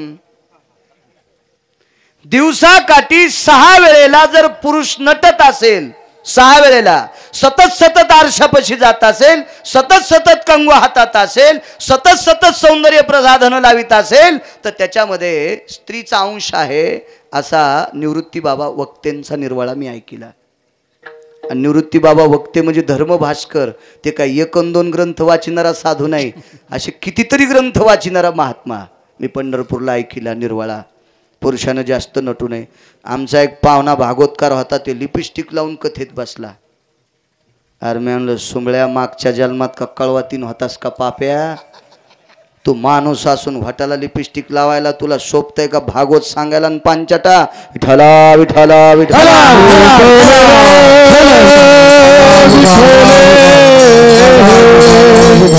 झाडाच्या फांद्या प्रसन्न होत्या एवढी सुंदर. 6.5 वर्ष जंगलात.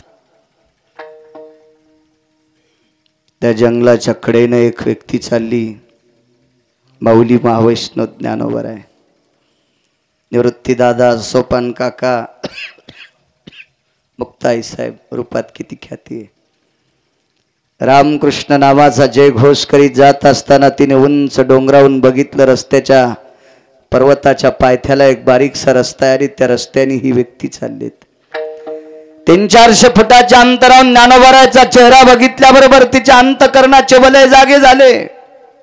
गदगदला अंतकरण, प्रसन्नता जागरूक झाली आणि लक्षात आलं या साधूच्या पायावर डोकं ठेवा. साष्टांग प्रणिपात केला. ज्ञानोबारायने तिच्याकडे पाहिला आणि सांगितलं, माझी माय,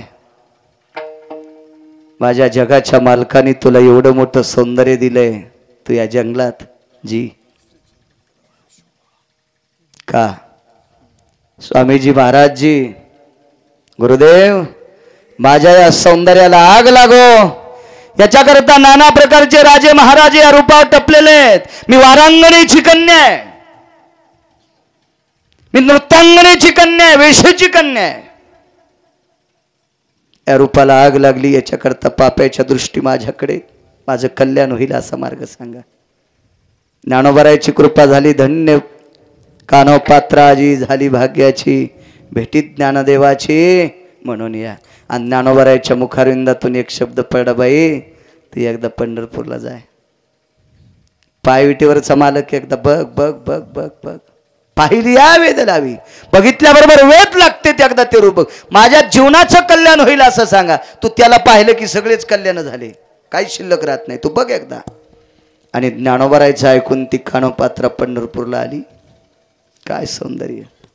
रांगेला लागली, तिच्या पाठीमागं कोणी नव्हतं, सर्वजण पुढे होते. सर्वांची दर्शनं आटपली, बाजूला गेली. गरुड खांबापासून पाय उंचलून टाचा उचलत होती, पंजावर उभं राहून जगाच्या मालकाचं मुख न्याहाळत होती, प्रसन्नपणानं त्याला बघत होती. तो किती नाविन्यवंत स्वरूपवंत जगाचा मालक होता, जगदानंद कंद जगतपती होता. प्रसन्नतेच्या लहरी त्याच्या चेहऱ्यावर होत्या. जवळ गेली, जवळ गेल्याच्या नंतर पाहत पाहत पाहत पाहत पाहत पाहत जवळ गेली, त्याचा चेहरा अंतकरणात ठेवला आणि खाली बघून एकदा त्याचे पाय अंतकरणात घेतले आणि डोळे बंद करून त्याच्या पायावर प्राण सोडले. काय रूपाची ताकद आहे! रूप पाहता लोचनी का म्हणतात ज्ञानोबाराय. कशा करता कुठलं सुख प्राप्त होतंय, हा कलियुगातला पुरावा पहा. मागच्या कृता त्रेता द्वापार युगातले पुरावे आपण पाहिले, हा कलियुगातला पुरावा त्या मालकाचा. आणि मग पुजारी आले आणि बघतात, ए बाई बाजूला सरक, किती वेळ देवाचे पाय धरतेस, सरक बाजूला, काय ते तुला एवढा वेळ, मागच्यांना दर्शन घेऊ दे. बाई असल्यामुळं कोणी तिला हात लावित नव्हतं, सौंदर्याची खान होती. एक दोन स्त्रिया बोलवल्याने तिला बाजूला घेतलं, पाहिलं तर ती मृत्यावस्थेत आहे. चांगले चांगले अधिकारी पुजारी होते त्या काळातले, सर्वजणांनी विचार केला, देवाच्या पायावर देह ठेवलेली आज पहिलीच व्यक्ती पाहिली. देवाच्या मांडीवर देह ठेवणारा जटायू पाहिला, पुराणात ऐकला, जटायू जटायू देवाच्या मांडीवर प्राण सोडला. पण देवाच्या पायावर देह ठेवणारी, विटेवरच्या मालकाच्या, ही पहिली व्यक्ती स्त्री. मागची स्त्री सांगू तुम्हाला एक. कृता त्रेता युगामध्ये भगवान प्रभू रामचंद्र वनवासात असताना देवाचे पाय डोळ्यातल्या पाण्यानं धुतले आणि देवाच्या पायाला वर्ण पडले होते. पितृआज्ञेकरता जगाचा मालक वनवासात बिना चप्पलचा फिरत होता. त्याच्या पायाचे वर्ण पाहिल्याच्या नंतर त्याच्या पुढचा इतिहास सांगतो. तो भगवंत त्या झोपडीत आल्याच्या नंतर त्या झोपडीचा स्वर्ग झालता आणि भगवंत झोपडीतून गेले की तिचा उकंड होत होता. तिने विचार केला, ज्या झोपडीत देव आल्याच्या नंतर तिचा स्वर्ग होतोय, आता हिचा उकंड काऊन हो द्यायचा. बाहेर गेलेला देव पुन्हा झोपडीत बोलिला आणि एकदा त्याच्या पायावर डोकं ठेवलं आणि प्राण सोडला. तिचं नाव शबरी. विठाला विठाला विठाला. म्हणून तर महाराजाचा पुरा तिचे येणे जाणे खुंटले, त्या रूपात तिचं येणं जाणं खुंटलंय. आता इथं बघा हीच स्त्री. अजून असे 13 पुरावे येतं, पण सगळे एका कीर्तनात नसतेच, सांगत नाही का. शहाण्या डॉक्टरनं जर सगळ्या गोळ्या पहिल्याच चक्रात दिले तर दवाखाना खालून इकावं लागेल. म्हणून थोडे थोडे काही पुरावे तुम्ही बी वाची जा ना. तुम्ही गंजा वाट्यावर बसून दुसऱ्याचं हिचकायले, तिकडे कोणाच्या जागा येतील, इकडं कोणाला लीड भेटल, आणि बघा ना आपल्या सोयाबीनी झाकायचं पहा काय मिळेल. आपल्याच कापसायचं, सोयाबीनीचं, उसायचं काय दिवाळ आहे आपलं बघा. कशाला दुसऱ्याचं इचकायचं, फुकट कळण शेंडी वळवळ. विठाला विठाला विठाला.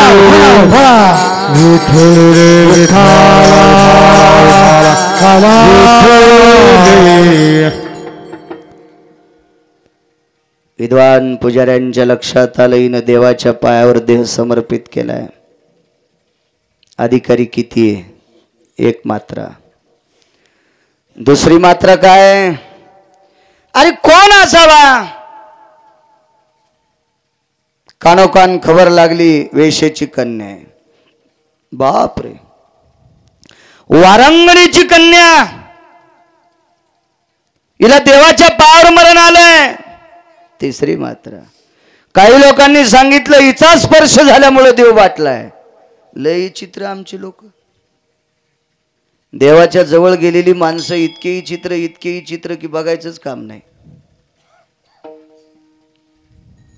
नाना प्रकारचे तर्क, नाना प्रकारचे तर्क. काय करायचं म्हणले? आजपासून यज्ञ सुरू करा, देवावर नाना प्रकारचे अभिषेक करा, देव शुद्ध झाला पाहिजे. पण एक विद्वान पुजारी होते. आमच्या एका विद्वान पुजाऱ्यानं सांगितलं, तुमचे यज्ञ असतील, व्रत असतील, वैकल्य असतील ते बाजूला सोडून द्या. मला विटेवरचा मालक जोपर्यंत काही सांगत नाही तोपर्यंत हिचा अंत्यविधी होऊ देत नाही, तोपर्यंत मंदिरही उघडीत नाही. हुशार पुजारी होता तो. प्रेत मंदिरात तसंच दार लावलं, मंदिराच्या दाराला पोतडं टाकलं, अंग टाकलं, झोप लागली. रात्री दृष्टांत झाला. अनंता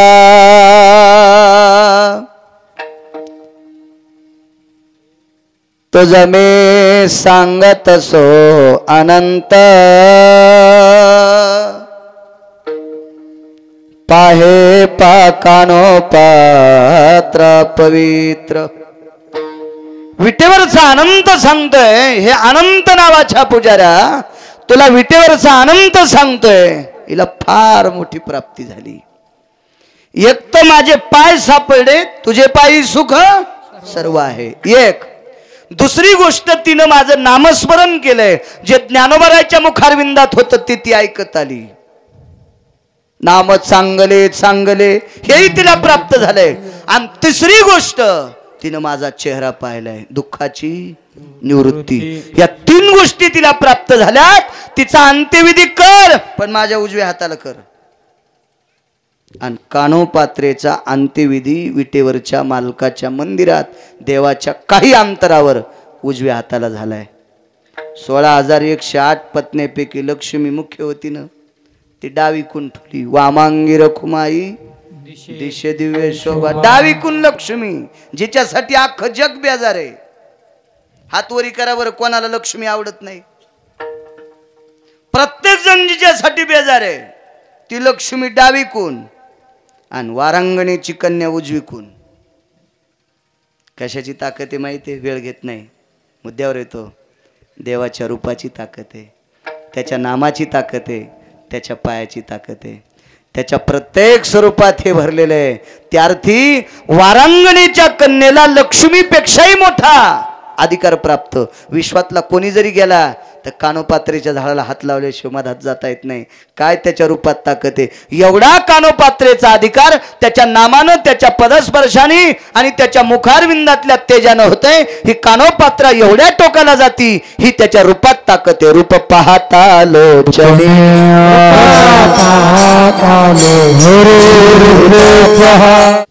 स्त्रीला महानत्व प्राप्त झालंय, त्याच्या रूपात ताकद आहे. काय मोठं नाविन्य असेल! विश्वातला किती हलकट माणूस पंढरपूरला न्या, किती हलकट असू द्या, पण तो रांगेला लागावा. त्यानं रांगेत चालत चालत चालत 10-15 घंटे चालावं आणि त्याच्यानंतर गरुड खांबाच्या जवळ यावं. त्याच्या समोर जर कोणाचं डोकं आलं असेल, पांडुरंगाचा चेहरा दिसत असताना माणूस जर आडवा आला असेल तर त्याला वाटतं याला खाऊन टाकू का काय, हे माझ्या पुढे आडवं काय येत असेल. इतकी त्या रूपाची महती आहे. सामान्य पुरावा, सामान्य. एखादी माझी मायमाऊली असेल, शेतात काम करणारी, पंढरपूरला गेली असेल आषाढीला, तिला बिचारीला जाण्यासाठी घडत नसेल, ती गरीब असेल, 20-25 तास ती रांगेत लागली, कंडगळे. आणि रांगेत लागल्याच्या नंतर थकून गेली. तिला कोणी पाणी दिलं नाही, कोणी फराळाचं दिलं नाही, थकून गेली. थकून थोडा वेळ बारी थांबली की ती तशीच खाली बसायची, तशीच खाली बसायची. ज्याच्या रूपाची महती माऊली महावैष्णव ज्ञानोबाराय सांगतात.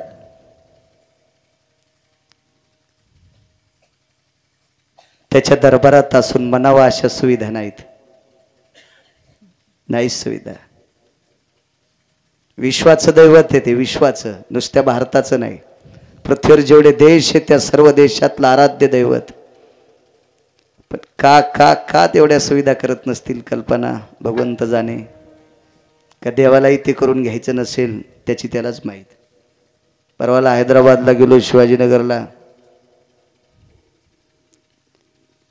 तिथून पुढे एक पैशाचा मालक जवळ होता.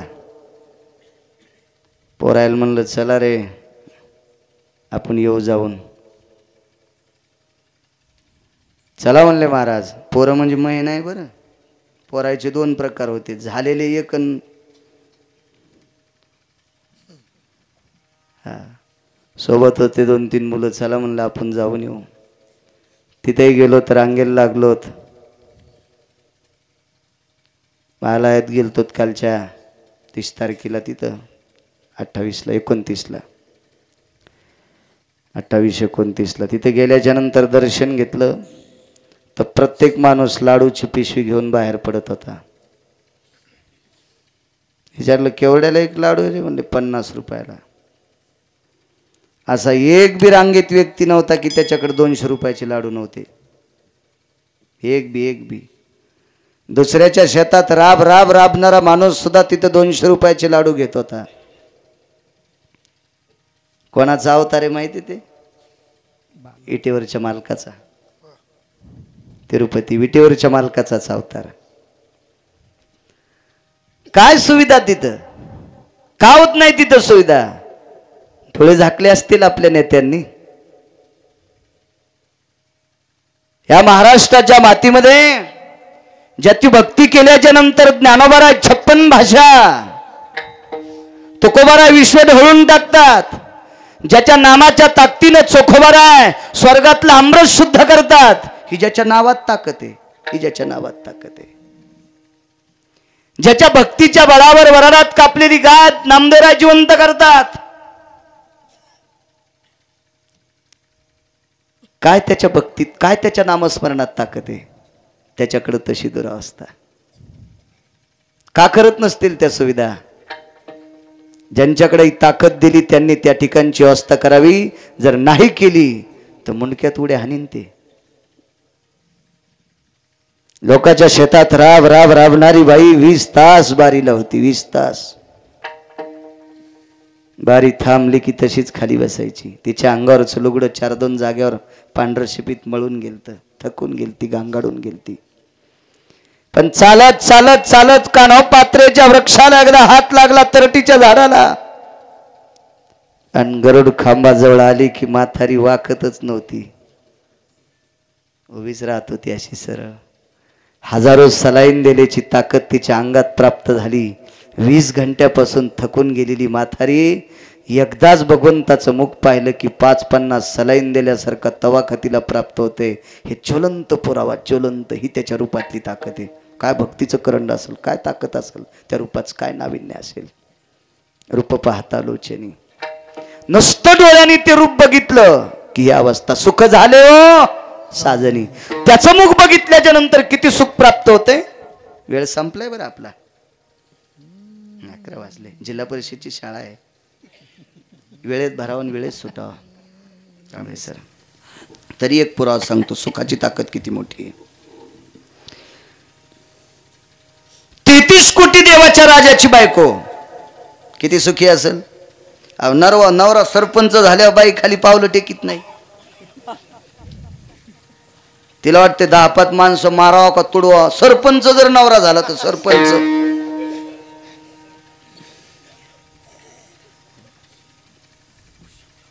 आमची शेजारीन ग्रामपंचायतची सदस्य झाली तर मला 1.5 महिना बोलत नव्हती. मी म्हणलं काकू तुम्ही बोलत नाही. बाई मी का आता पहिल्यासारखी थोडीच राहिले. आणि म्हणलं काय झाले? मी आता सदस्य झाले. मग म्हणलं खाती काय 10-5 माणसं सदस्य झाली मग काय नवल्याची गोष्ट. एवढी कोणती मोठी झालीस तू? नाही बाई ते का लहान पद आहे का?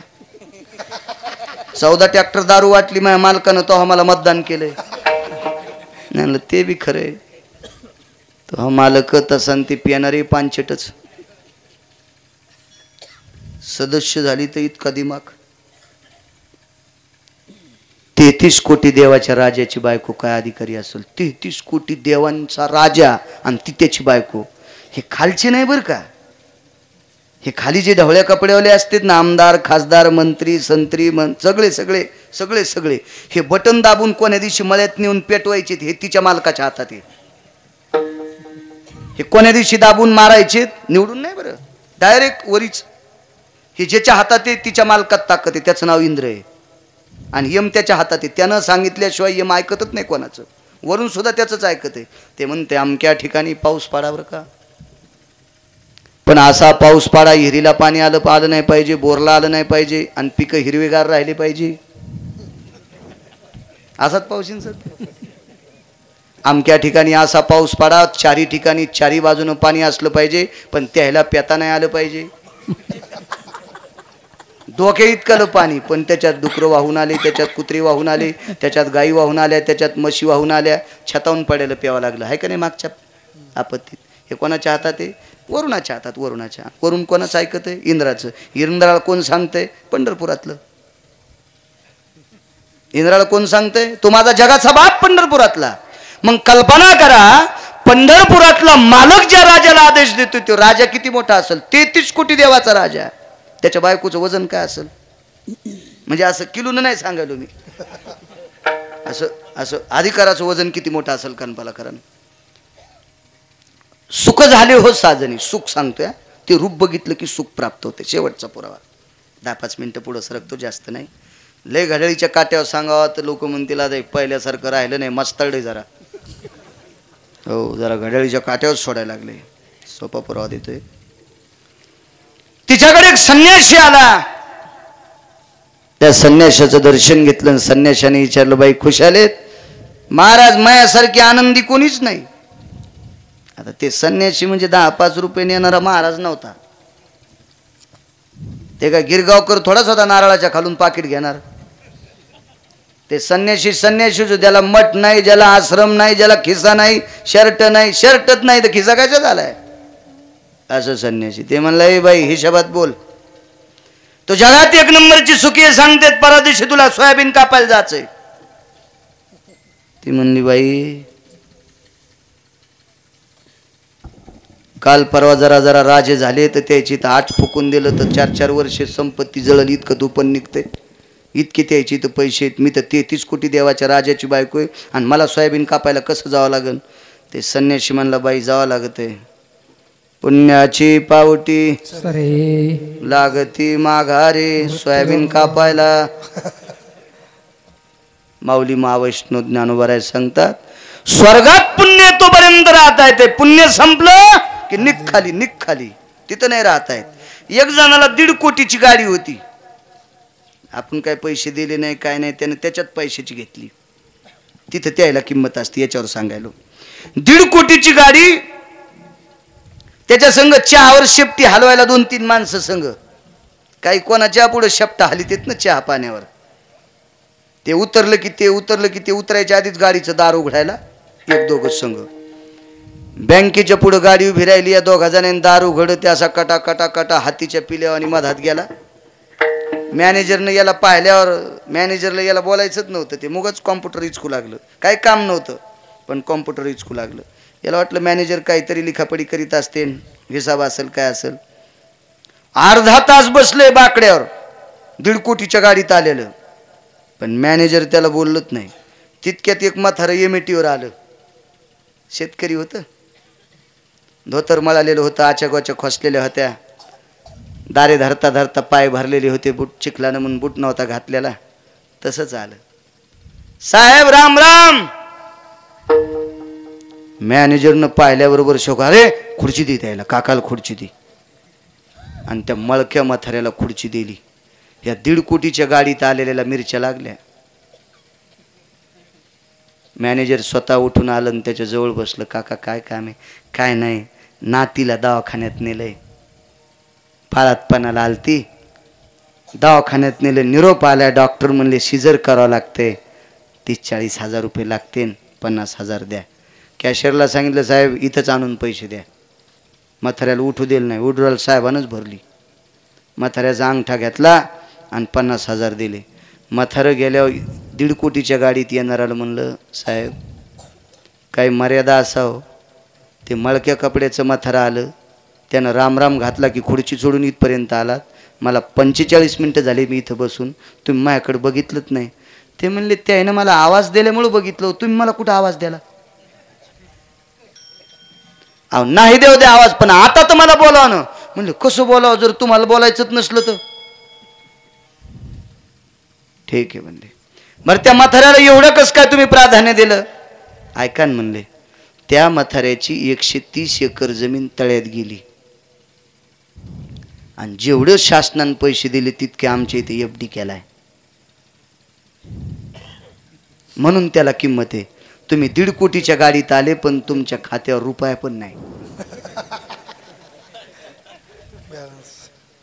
अन्न तू केवढ्या गाडीत, विमानात येणं, पण खात्यावर पैसे असले तर तिथं किंमत. आणि इथं पुण्य असेल तर स्वर्गात किंमत. अशी कुठे हे बाई संपलंय तुझं, उद्या सोयाबीन कापायला जायचं. बाईनं सांगितलं 33 कोटी देवाच्या राजाची बायको, पण उद्या दुःख आहे. आणि इथं रूप पाहता लोचनी, सुख झाले हो साजनी. महाराज सुख कशात प्राप्त होईल? एकदा त्याचं मुख पाय ना. ती 33 कोटी देवाच्या राजाची बायको पत्नी होती शची, आणि देवाचं मुख बघण्यासाठी मृत्यू लोकात गोकुळात आली राधेच्या रूपात, आणि त्या मालकाचं रूप बघत होती. मिस पानियाचे निमित्त निमित्त निमित्त भरला उलंडो निरिता केला. कीर्तन काल्याचं नाही, फक्त पुरावा द्यायला लागलो मी. देवाला बघण्यासाठी पाण्याचं निमित्त करायची आणि त्याच्याकडे बघत बघत जायची. कितीतरी वेळेस त्याच्याकडे बघता बघता एवढी एवढी एवढी अधिकारी झाली, तिच्या संगतीचं सुख चंद्राला आणि सूर्याला आवडलं. एका कुंडाला चंद्र आणि एका कुंडाला सूर्य बसला. वारियाने कुंडल आले हा त्याचाच पुरावा आहे. एका कुंडाला चंद्र आणि एका कुंडाला सूर्य बसला. तिचं नाव राधा. सुख झाले हो साजनी. देवाचं रूप पाहण्यास सुख किती आहे सांगू तुम्हाला. कालांतरानं देवानं सांगितलं काय पाहिजे काय नाही, तुझ्या कपाळावर जागा दे. लक्ष्मी पायाची दाशी केली, ती पाय धुवायच्या दैवा पात्र झाली. ठीक आहे, देव थकल्याच्या नंतरच पाय देत असं न चुरायला. तुमच्या आमच्या सेवेत आल्यावर देव पाय कसे देईन लक्ष्मीकडे नाही, फक्त ठराविक वेळापुरता. पाय लक्ष्मीच्या हाती तिशी यावे काकुलती, तितक्यापुरते पाय तिच्या ताब्यात आहे. पण देव बाहेर गेल्याच्या नंतर लक्ष्मीच्या हातात पाय कसले आले, पण कायमस्वरूपी शची कपाळावर आहे. याच्या पलीकडचं सुख कोणतं आहे? सुख झाले हो साजनी विठोबा रखुमाई.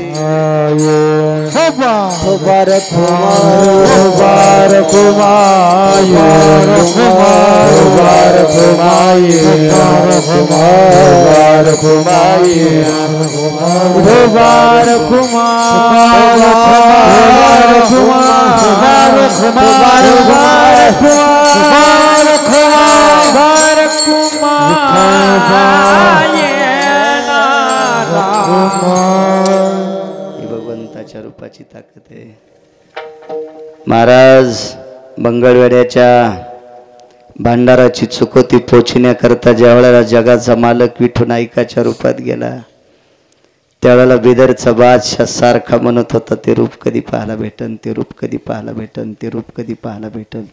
ही त्या रूपाची नाविन्यता आहे. याच्या पलीकडे सांगू, संत शिरोमणी नामदेवरायच्या सोयरिकीला जगाचा मालक एका सामान्य माणसाच्या रूपात गेला, तर तो बादशाह दामू शेट्टीला विचारायचा हे कोण आहे. खांद्यावर घोंगडी होती, घोंगडीला सुप्तजय नावाची हिरे होते. त्या व्यक्तीकडे बघत बघत बघत बघत बादशाह भुलून गेला आणि राजाईच्या वडिलाला सांगितलं सरदार पोरगी देऊन टाका. लेनाचा सोयरा काय ते रूप असेल, काय ख्याती असेल त्या रूपात. मुसलमान सुद्धा प्रसन्न ज्या रूपामध्ये. सावळे रूपणे चोरटे चिताचे, सावळे रूपणे चोरटे चिताचे, सावळे रूपणे चोरटे चिताचे, रूपणे चोरटे चिताचे. उभी पंढरी उभे पंढरी विटेवरी, सावळे रूपणे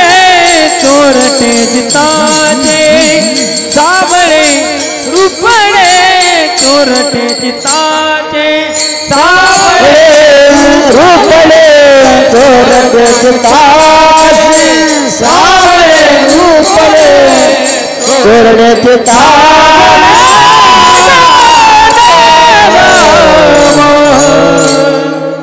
काय त्या रूपात ताकद महाराज.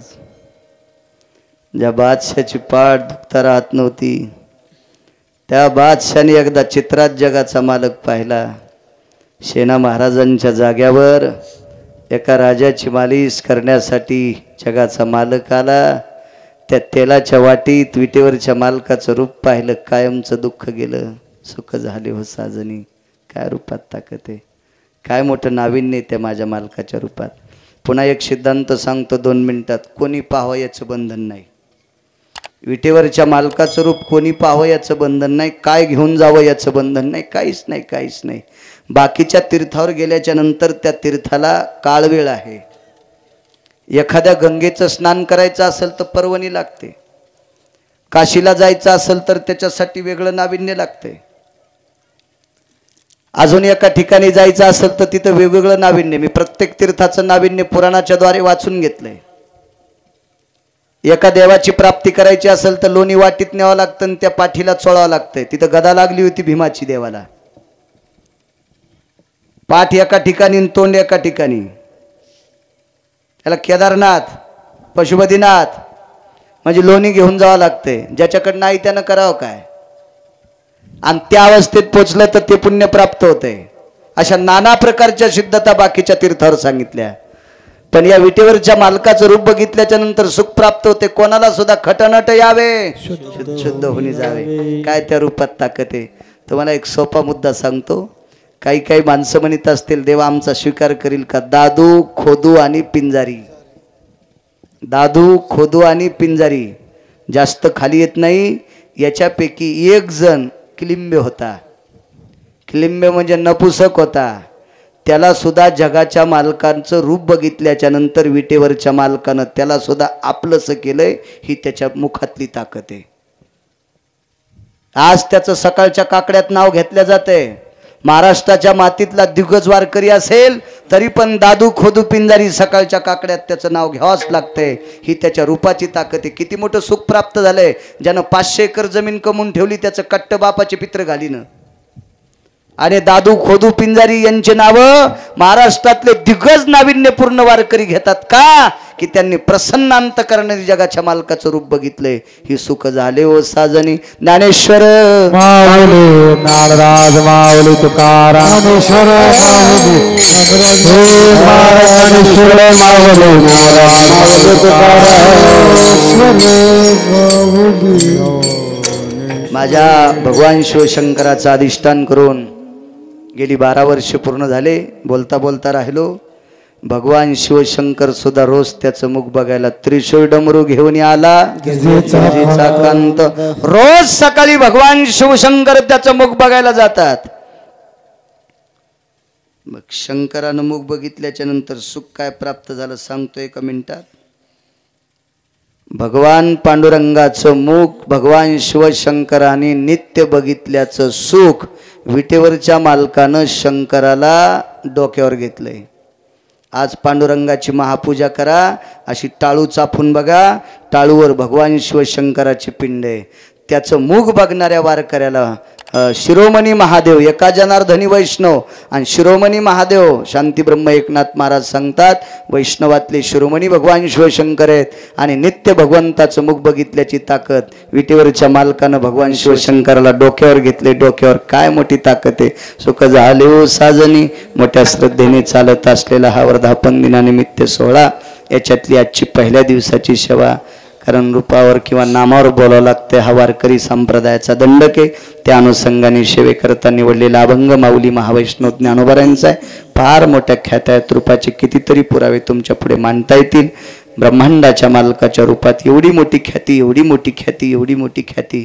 किती ख्याती गिरगावकर किती वर्णन करू शकणार.